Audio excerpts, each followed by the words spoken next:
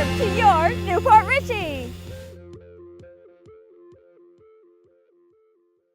Welcome to the Your New Port Richey Show. I'm Casey Quaretti, and I have a question for all of you. How are those New Year's resolutions going?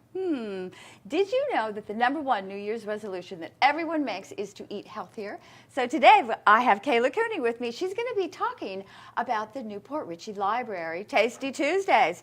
And the #6 resolution everyone makes is to find a new job. So my guests today are Ann Wilkinson from Connections Job Development Program and Bernie Warren from the City of New Port Richey. They're going to give us tons of information on finding that new job. That is the #6 resolution. All right, Ann, let's jump right in.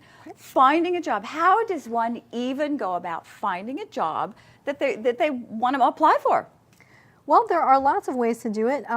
A very common form is word of mouth, sharing with friends and family that you're looking for jobs, because you never know who has knowledge of a job opening. Of course, there's a lot of online sites. Indeed is one, monster.com, Snag a Job. There's all kinds of sites. Particularly if you're looking for a government job, city always has job listings, county has job listings. But how do you go about finding what jobs the city has? Or do you just go into HR and fill out an application? Applicants are welcome to come into the HR department to complete an application. We have a current list of all of our available job positions available in the office. All of our job positions are also listed on the city website. Okay, city website is? www.cityofnewportrichey, all spelled out, .org. Okay, Kayla, how did you apply for the city job? I saw it in the newspaper, actually. Oh, old time. I saw it in the newspaper, but then I went and checked on the website because just to make sure it's still there. And then I came in, filled out the application, and submitted it through HR. Oh, okay, fantastic. So let's say we have a job that we want to. I love this job. Okay, so that's the job for me. How do you go about applying? Do you need to have a resume? Resumes are key. The point of the resume is to actually get an interview. Most companies today require a resume, so yes, absolutely have one.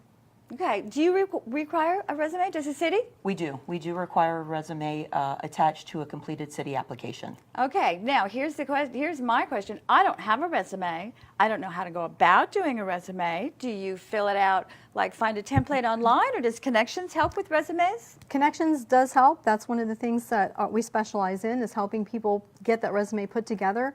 The resume is great because it helps you highlight your skills and your experience and qualifications in a way that you can't do when you're filling out the application.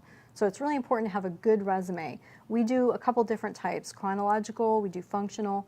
Our job advisor at our New Port Richey office and our Holiday office, they both specialize in that. They're very good at getting those resumes done, and when you leave here, when you leave Connections, you know that you'll have something professional that you can present to that prospective employer. Very cool. Now, do you send it out in there with a copy of it? But what if they need to upload it or something like that? They can do that. We give them copies. They can get copies anytime they want. They can put it on a flash drive. We can email it to them. Very cool. Okay. Now, you guys are a nonprofit organization, Yes. so we want to reiterate that. So there's no charge, right? No charge at all. Okay. Do people have to make a reservation, call and make an appointment to come in and have a resume made? Generally speaking, the process is that we have an orientation program twice a week, Mondays and Wednesdays, 9:45. You can call to put your name on the list, but it's not required. You can just walk in, go through that process, and once you go through that process, then you get a one-on-one with the job advisor, and that is where you have an appointment. When you come in, that is your time with the job advisor to go over your goals, have the resume created, and get job leads. That's absolutely fantastic, because resumes are really hard. I think resumes are very difficult to kind of blow your own horn and to know what to put in that's important. So, Bernie, I have a question for you. When people apply for a job at the city, and they fill out the application, does someone personally go over every application, or do you use one of those programs that kind of pulls out keywords and that kind of thing? All the applications are reviewed in-house by Okay. myself and the HR assistant, Dana Cliver. Okay. And what we're looking for is basically the applications to meet the minimum qualifications of whatever position they're applying for. Okay, that's very interesting, because I know some companies like the county, I know you guys work with the county a lot, they have a program that pulls the keywords out of the job description. So if you've done those things, and you didn't put it on your resume or the application, then you don't get called in. So it's kind of that point system. But you guys do it on a personal level where you actually look at everything. We do. We review every application that comes into the HR office. That's a lot, I bet. It's a lot. Yeah. How many applications do you get normally, maybe like in a year's period of time? Well over 500. Wow. Well over 500. Okay. Yeah. So that's a big part of your job, is looking over everything. It is. It Okay. is. But I still think it gives a little bit of a personal touch, and our applicants can call back and check up on their application to see where they are in the process, to see if there's been an interview that's been scheduled. Fantastic. Kayla, when you were applying at the city, just so that everybody knows, Kayla works at the library. She is the community education librarian. Yeah. So you've been through this process. Yeah. Did it take you a long time? I don't recall it taking very long at all. It was a pretty quick process of you apply, at some point somebody communicates with you about an interview, and then the first interview takes place, and then if there's a second interview takes place. Okay. Pretty quick. Okay. Yeah. All right. So online applications. All right. That's one of the things that I've been talking to people about. They find them very difficult. They seem to go online and fill out a whole lot of applications, and then they go into cyberspace. How does one get past that? That is one of the challenges of being online in today's world, and we help people navigate that by explaining how important it is to follow up. Because it's true that a lot of times you get the application, submit, and it goes somewhere, and you don't even know if the hiring manager is looking at it, or you might be one of hundreds of people. The way to overcome that is through follow-up. It's really key, and that's what we educate. I know you had mentioned that follow-up is really important. We educate our clients on that. There's no harm in making a phone call a couple weeks after. There's no harm in sending an email to the hiring manager if you have that information. Hey, I was interested in this job. I feel like I'm a great fit. I wanted to know, did you receive the application? If you haven't heard anything, have you made a hiring decision yet? And these are all good questions to ask, but it's really important to follow up. And I notice sometimes our clients are a little more hesitant, and we ask them, well, have you applied? Oh yeah, I've gone online. Have you followed up? No. Well, you have to. I agree. Yeah. I definitely Okay. agree that follow-up is important. All right, well, that's a great tip, because I wouldn't have done that. I would have thought, oh, well, they don't like me, so I wouldn't know what to say, so I'm not going to call. I'm waiting for them to call me. All right, interviews. Okay, well, actually, I have a question before that, applications. Bernie, do you find people have spelling errors and that kind of thing? Does that eliminate them? Sometimes. Okay. And sometimes it sort of depends on the position that they're applying for. Okay. I wouldn't want to see an application for a higher level position that maybe has some spelling errors and things like that. Some of Okay. the other ones, they may be, and sometimes it may just be because they're nervous. Filling out an application can be very nerve-wracking, Yeah. and some people sort of consider it like taking a test. Like, maybe I'm going to say something wrong or skip something. So I think that's part of it, that when we review the applications, that we sort of see what's been misspelled and what hasn't been completed and things like that. And if there are some things that are incomplete, we'll call the applicant back and just sort of touch base with them and say, hey, just want to let you know we received your application. However, you left these parts of the application incomplete. And they don't even realize that they've done it. So they'll say, oh, well, can I come in and make an appointment to finish my application? And of course, we welcome them in and have them come back and complete their application. That's So, fantastic. That's You guys great. are really Yeah. nice over there. That is good. Oh. Well, the city is a great place to work. I can say that because I know personally. I work there. Okay. On to the dreaded job interview. Oh yes. Okay, so Kayla, you're going, leave me out of this one. Don't ask me any questions about that. What are the tips? What do you guys, tell our audience what's really important. What do you guys say are the top 3 things you have to do? Well, I'm glad you mentioned that, because I do have kind of a top 3. The first thing is to practice, practice, practice. What do you practice, though? Well, at Connections, we actually have an interview class, and it's important to practice answering the questions. First of all, you have to understand what are the basic questions to expect in an interview, and we can provide that. You can look that up online. They're standard questions. practice your answers to those questions. It's really important. It's sit down with a friend, a family member, get an objective opinion, sit across from a table and have them ask you and rehearse those answers. You know, what makes you a good fit for this position? What are your strengths? What are you bringing to this job? These are things you need to know going into the interview. The second tip is really important: research the company. It doesn't matter where you're working, you need to know what is that company for. Was it, whether it's a government organization, a corporation, a little fast food place, it doesn't matter. Know at least 3 things about that company going in. Show that you're interested. Why do you want to work here? Well, I see that you're expanding into this other territory, or I love the products and I really feel like I could market them. You could apply that to anything. And the third tip is to have everything prepared before you go in. Know where you're going, have your interview outfit laid out, you know, learn to de-stress a little bit about it. Know where you're going. Know That's where a you're going. really important thing. I went for a job interview one time, this is a few years ago, and I drove when there was no traffic, and it was right at the max of how far I wanted to commute, and then I had to go back for a second interview. It was more like traffic time, and I'm like, this is an hour and a half. I'm not doing this both ways every day. Yeah. So know where you're going, and I would imagine it'd be really scary to get lost and be late. Yes, and that's really important that you're on time. You're early enough to get there. And, scope out where you're going to be, and do a dry run. That's important.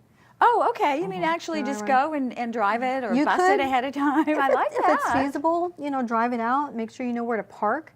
Sometimes people apply for a job and they get an interview and they make an assumption that that location where they applied is where they're going to interview, and they haven't gotten complete information. Most companies will tell you where the interview is, but sometimes they don't, so you just go and, well, that was at our main office. Oops.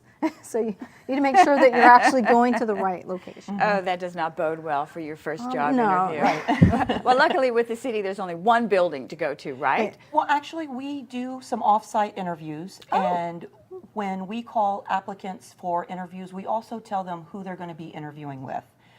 Because sometimes it's not just me that conducts the interviews. I'm always in there. Let's say a police officer comes in for an interview. They'll interview with me, Chief Bogart, and the 2 lieutenants. So when the HR assistant is calling to schedule the interviews, she tells them who they're going to be interviewing with. Because I think maybe in some people's mind, they may just think that they may just be interviewing with me. And then when you walk into a room and you have a panel interview, that can really sort of, set you back and make you a little bit more nervous. So I like to give the applicant the information of who they're going to be interviewing with, where they're going to be interviewing, because that is another assumption, that they think that just because they turn their application into City Hall, that's where they're going to be interviewing. And we conduct interviews at the police department, the public works department, the recreation department, so yeah. Oh, wow. I didn't realize that you do it all over. Yeah. Oh. I take my show on the road. I love that. Okay, so then you tell everybody, and I can imagine if you walked in and said, "Oh, hi, I'm Casey. I'm here for my 10 o'clock interview," and then you'd say, "Who with?" And you go, I don't know. Okay, not good. All right, interview attire. And let's talk to you about interview attire. Interview attire, of course, you only get one chance to make a first impression. Most people are aware of that. So you're aiming to be conservative, as professional as possible. Doesn't matter what position you're on. And we can provide that at Connections. We have a thrift shop called Good Connections Thrift Shop. So if our clients are struggling in that area and they don't have the resources, they can get a voucher to go to the thrift store and get something appropriate, a jacket, a nice blouse, or whatever it might be to suit their needs. Oh, that's fantastic. great. We can do that. Okay. So this is Florida. Can you wear flip-flops and shorts and that kind of thing to an interview? No way. It does. Even if you're going to be a lifeguard. No, I just think that's a no-no. You need to be appropriately groomed, closed-toe shoes. It's Florida, but that doesn't mean that attire is casual going to an interview. You need to overdress. You need to be professional. A good idea is to go to the company and maybe kind of get an idea of what the dress code is. If you're not sure, obviously if they have a uniform, you'll be wearing the uniform. But if you're not really sure, you can even call before. What kind of attire do you wear here? But I always err on the side of caution with a nice jacket, a nice blouse. You would, especially like if you're interviewing at the city, you're in a professional business environment, so you want to make sure you dress, appropriately. I agree. That's really good advice for everyone, because people have a tendency to be a little bit more casual here, so but you don't want to miss out on getting a good first impression because you're showing up in flip-flops and casual clothes. That's right. Hey, listen, we're going to take a quick break. We're going to be right back. We'll see you in 2 minutes. I'm JDRF. I am JDRF. I'm JDRF because I am JDRF. type 1 diabetes is hard. I am JDRF because I advocate. Because I am helping research progress. Because I am part of a community of hope. Because I believe we can find a cure. I'm JDRF because I'm gonna beat this. Type 1 diabetes won't hold me back. We are JDRF. We are JDRF because we do big things. We are JDRF Because they're the ones at the front lines doing what we need. Every morning when I wake up, I am JDRF. I am JDRF because I want an artificial pancreas. Because I am the mother of a type 1. because I'm a fighter, because I believe in them. Because I want my kids to say they used to have diabetes. Because I want to help others. Because I believe we're all working together. Because together we can build a community.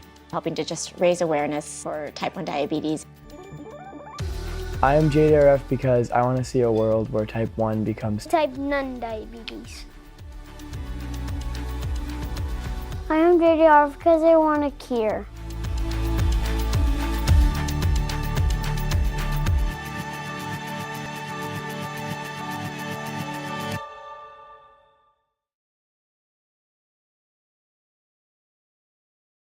Hey, it's Andrew with School Choice Week, and I want to invite you to participate in a really cool event. It's called Celebrate Youth, taking place January 27th from 10 to 2. That's January 27th from 10 a.m. to 2 p.m. at Pasco County Safety Town. It's a community-based School Choice Week event, and you can meet with folks from all across the community and have a lot of fun. So January 27th, 10 to 2, Pasco County Safety Town.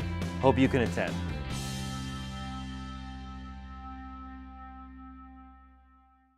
Hey, welcome back. We are still talking the number 6 New Year's resolution, finding a new job.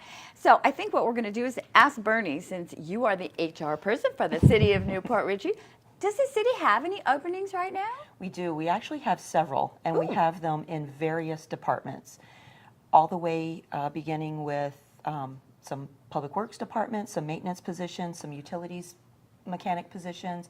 We have an accountant position available.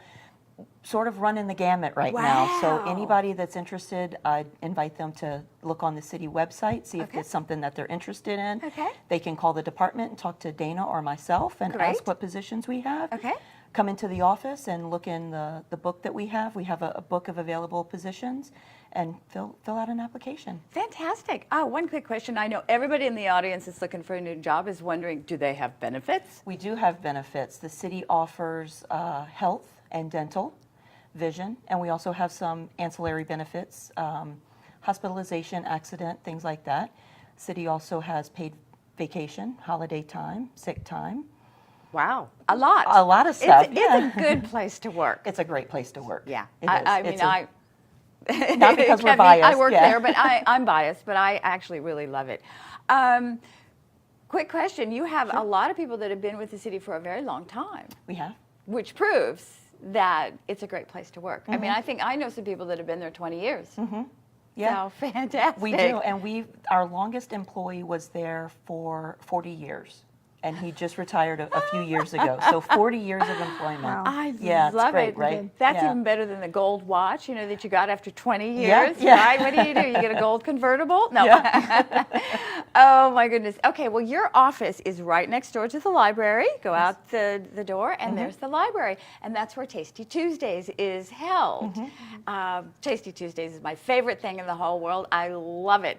Kayla, let's talk about Tasty Tuesdays. Sure. All right, so Tasty Tuesdays was established a few years ago, and the idea behind this was we wanted to have local farmers promote what they sell to our community. And the idea was we would just have this market out there, be small every Tuesday. Originally started 10 to 2, and we scaled it back a little bit to 10 to noon. But it's a fantastic market, and a couple of years ago we applied for a grant from the Florida Organic Growers, which enables us to offer SNAP EBT benefits. Okay, So explain what those are. Okay, so basically if you're receiving SNAP benefits, you can use your EBT card at the market. And what you will get is you get something that looks like this. It's a little pink coin. This is a $5 coin. You can spend as much on your card as you want. But what we would do in the past is we would match people up to $20. So basically, if you spent $20 on your EBT card, we would give you a green coin that would correspond with however much you spent, up to $20. So you could spend that on fresh, only on produce. But still, with like $40 worth of produce, in the past you would only get 20. But after Hurricane Irma, the Florida Organic Growers Association said, well, you know what, we're going to up it to 40. So if somebody spent $40 at the market, we would match them $40 in green coins. And after Irma, they said this is going really well and it's really needed, so we're just going to keep it that way through 2018. So you mean to tell me that if I am getting SNAP benefits for my family, right, I can take my card there and for all the fresh produce, like we see here on the table, all these wonderful things that you can feed your family, you get double? Yes, up to $40. That is phenomenal. It's great. It's a wonderful tool. It's a wonderful resource to have for this community. There aren't very many markets in the state of Florida that have it. I think we're the only one in Pasco County. One market over in Orlando just opened and they have it, but there's not a lot. So to have this program is really, really great for us here in Newport Richey.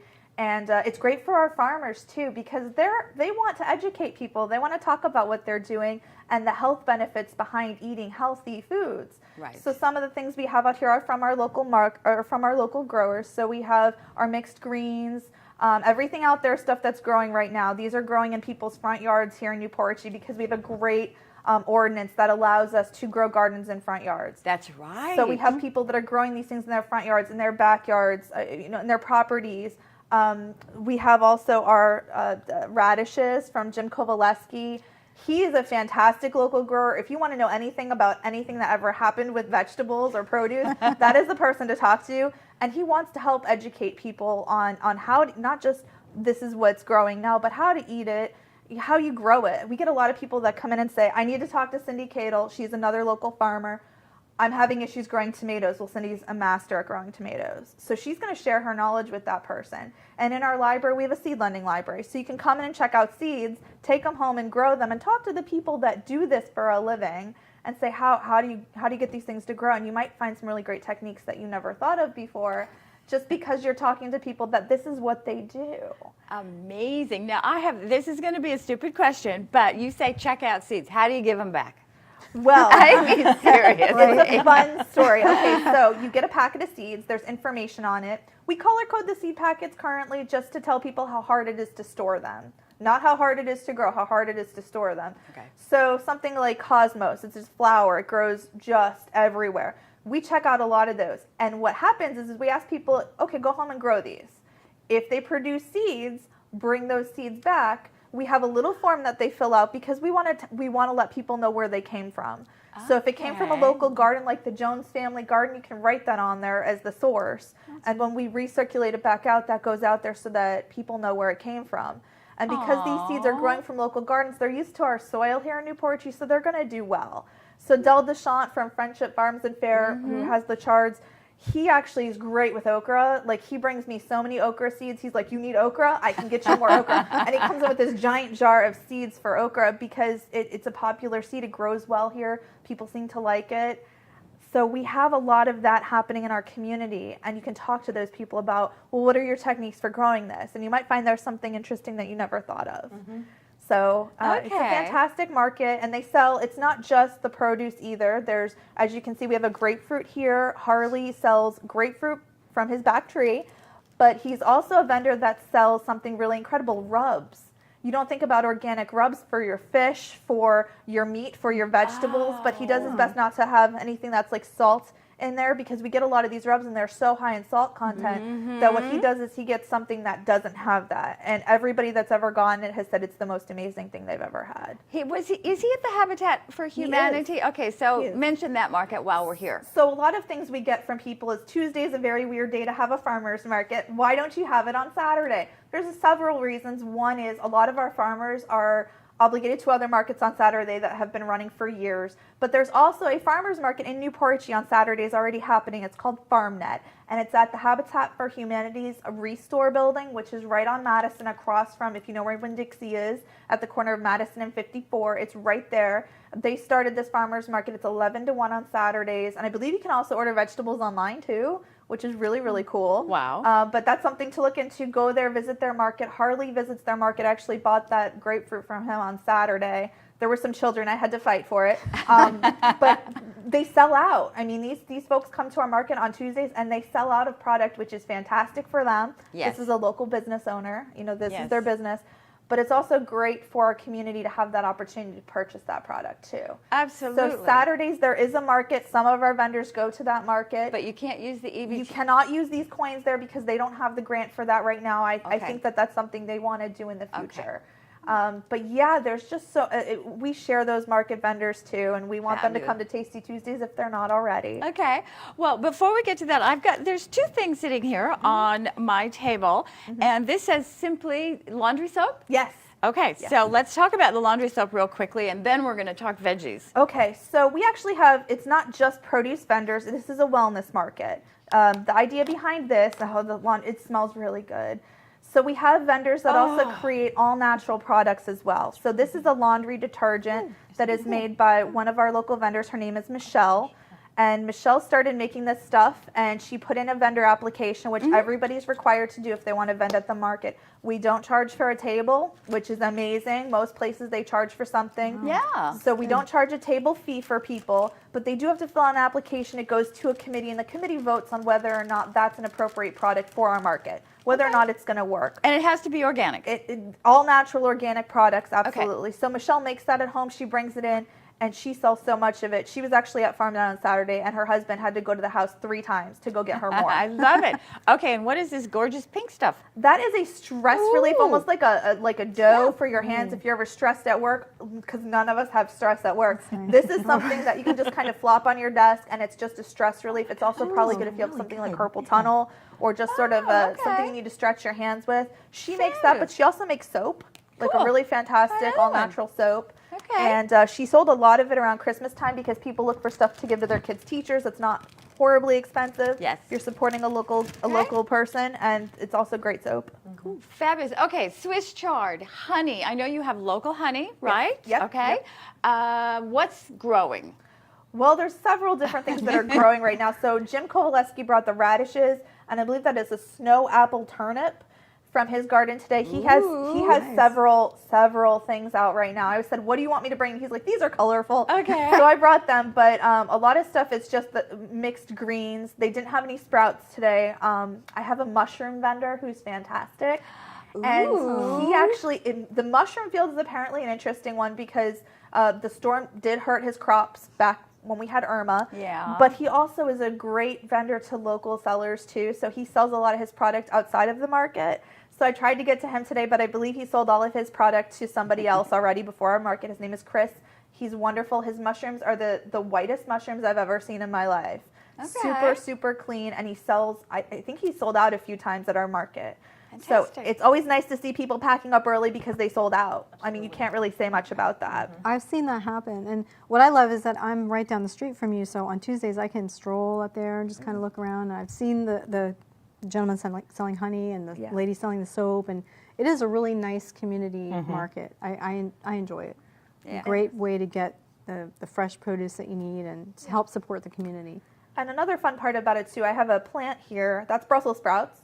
So we have, Have you ever seen Brussels sprouts when they grow on the whole thing? It's all on a long stem like this, and they start really tiny at the top, and then they get bigger as they go, but it's about that long, filled with Brussels sprouts. Really? we have a few vendors that sell plants that are going to grow into something that people can eat. So those actually do really well. We have a lot of, I believe there were a couple of avocado trees out there. There are also several loquat trees right now that people are really excited about because it's the loquat season. So we have a lot of plants out there. So if people want to try growing their own, this is a great opportunity. And again, you can talk to the person who started it from seed. Fantastic. So, yeah. Okay, so if you all haven't been to the Tasty Tuesdays, organic market, organic and natural market at the library from 10 until noon. You need to go. You need to meet these people. I bought fresh eggs there, little farmer eggs that are absolutely phenomenal. And one day there was even somebody there with bunnies. So that kind of made my day. All right, ladies, thank you so much for being here. Thank you so much. I'm going to take just a second and talk about something that's coming up that the city does. Well, we have concerts all the time, but this is the winter concert series this Saturday. So if you guys like Journey, are you Journey fans? I am. Okay. We have Chain Reaction performing in Sims Park this weekend from 7 until 8:30. Chain Reaction, the ultimate Journey tribute band. Now, my suggestion is come downtown, have dinner, go to the concert, and then stop for a little libation afterwards. Make a whole evening of it because you're not paying for the concert. Bring a chair, bring a blanket. It may be just a little bit chilly, but well worth it. This is going to be our first of our winter concert series. Chain Reaction, Sims Park, 7 o'clock. We will see you all there. Thanks again for being here. Bye now. Thanks, Casey. Thank you.